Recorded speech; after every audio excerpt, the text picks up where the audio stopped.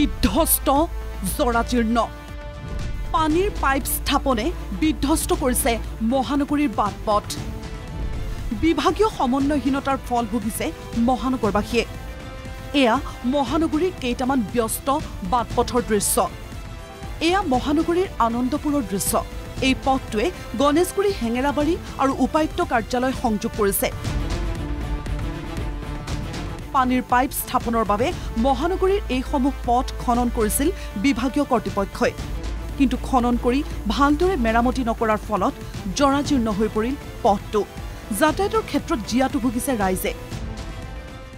এই পথটোত মানে অলপ বৰষুণ দিলেহে আপোনাৰ গৈ কিনে আপোনাৰ বিৰক্ত বানপানী উঠি যায় প্ৰশাসনে কি কৰি আছে মই এইটো ক'ব বিচৰা নাই হয় পাব্লিক হেল্থ অফিচটো আপোনাৰ ওচৰতে আছে তেওঁলোকৰ অফিচাৰবিলাকক অহা যোৱা কৰিবৰ কাৰণে বিৰাট দিগদাৰ হয় সমস্যা হয় আপোনাৰ পানী উঠি যায় সমস্যাটো হ'বই আপোনাৰ পানীৰ কাৰণে পাইপৰ কাৰণে ফুটি আছিল ভাল কৰি দিয়া নাই এতিয়া আগত ভাল আছিল এতিয়া বেয়া কৰি দিলা এতিয়া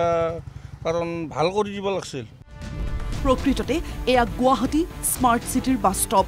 এয়া মহানগৰীৰ বিধ্বস্ত পথৰ যন্ত্ৰণা বিধ্বস্ত বাটপথে জলাকলা খুৱাইছে মহানগৰবাসীক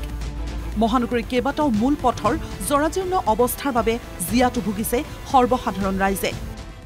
গণেশগুৰিৰ পৰা জিএমচিয়ে সংযোগ কৰিছে এই পথছোৱাৰ বিধ্বস্ত ৰূপে জলাকলা খুৱাই মাৰিছে সৰ্বসাধাৰণ জনতাক এই পথটোৰ ৰূপেৰে দৈনিক পাৰ হৈ যায় অসংখ্য এম্বুলেন্সত যোৱা ৰোগীসকলেও জমৰ যন্ত্ৰণা ভুগিবলগীয়া হয় এই পথটোৰ বাবে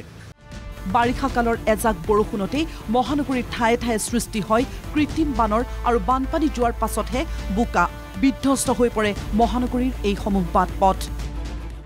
ৰাস্তাটো বনাব লাগে কষ্টটো যথেষ্ট হয়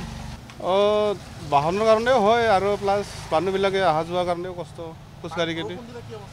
এই পানী বৰষুণ দিলেতো পুৰা বানপানী হৈ যায়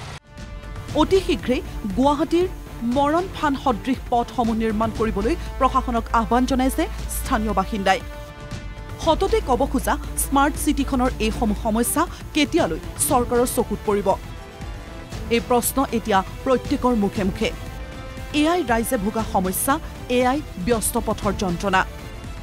ভিডিঅ' জাৰ্নেলিষ্ট দীপজ্যোতি বায়নৰ সৈতে সুকল্যাণ ৰাজখোৱাৰ ৰিপৰ্ট NKTV+।